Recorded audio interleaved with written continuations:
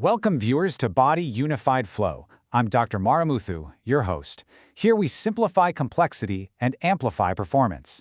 Today, we're diving into a fascinating explainer on a critical make-or-break phase for major capital projects, project initiation. Specifically, we're unpacking the best practices for stakeholder identification and engagement. You know, projects that fail to establish this foundation early on are statistically doomed to struggle later. So let's explore exactly how to get it right from day one. Here's a quick look at our agenda. We'll kick things off with mapping stakeholders, then move into engaging local communities, break down the regulatory interface plan, look at early value engineering workshops, and finally, wrap it all up with a summary. What are we actually going to achieve today? Well, by the end of this session, you're going to walk away with actionable, rigorous governance disciplines. We're moving way beyond basic soft skills, so you can truly master stakeholder mapping, implement tailored engagement tools, set up a concrete regulatory plan, and apply mathematical value engineering to your projects. All right, let's jump right into Section 1, Mapping Stakeholders and the Power/Interest Framework. A lot of people think a stakeholder register is just a glorified contact list.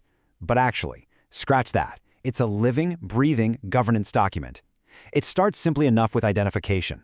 Who are these people, and where are they located? But then we have to dig much deeper into assessment to capture their true expectations and concerns. That intelligence is what allows us to prioritize our limited resources. And finally, all of this culminates in a solid engagement strategy to finding exactly how and when we communicate to head off misunderstandings before they even happen. Now, because our resources are finite, we literally can't treat every stakeholder the exact same way. It's like a giant puzzle. Your high-power, high-interest players, think your project sponsors or major regulators, absolutely need a seat at the table. You've got to manage them closely. On the flip side, local residents might have low power but high interest. They have crucial local knowledge, right? So you need to keep them continuously informed through things like town halls. Do this right, and you turn potential critics into your biggest allies. Moving on to Section 2, let's talk about engaging communities and securing that all-important social license to operate.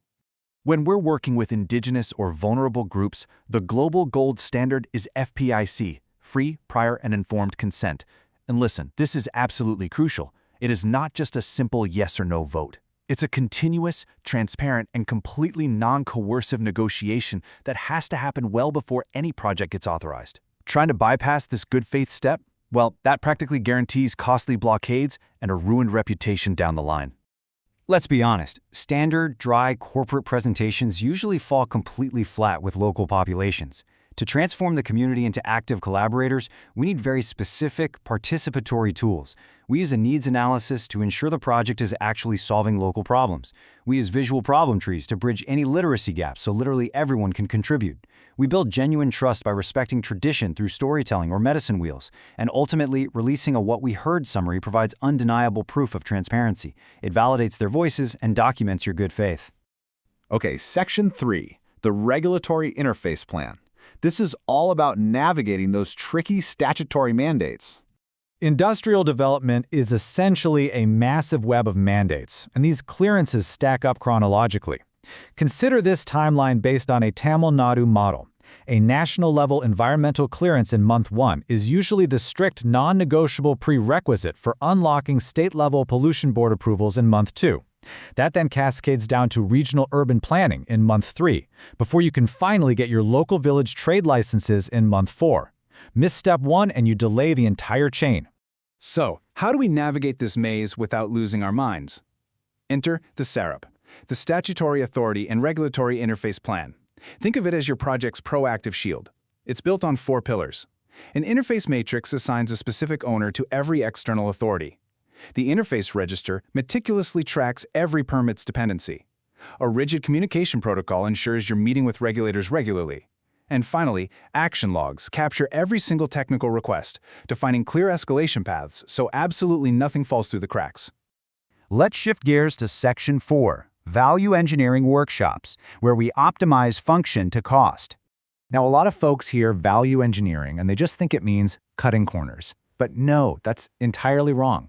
It is fundamentally about maximizing a project's required functions while minimizing its lifecycle cost.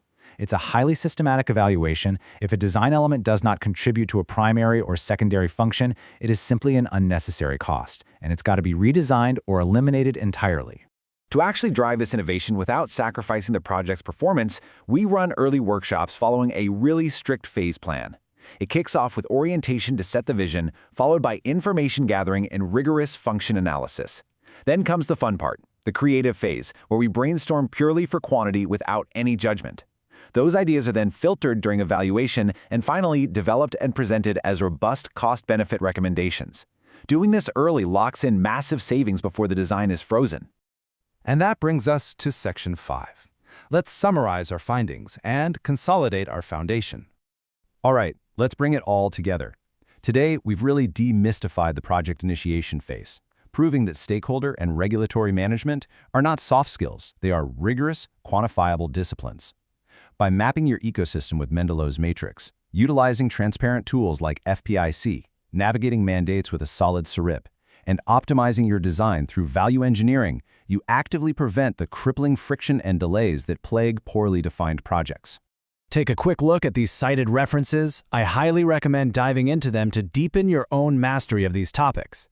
As we wrap up, I want to leave you with a question. Is your next project truly set up for structural and social success? Because if you aren't codifying stakeholder expectations and actively managing regulatory risks right at the starting line, you're literally leaving your project's fate to chance. Apply these frameworks, take control of your initiation, and we'll see you in the next explainer.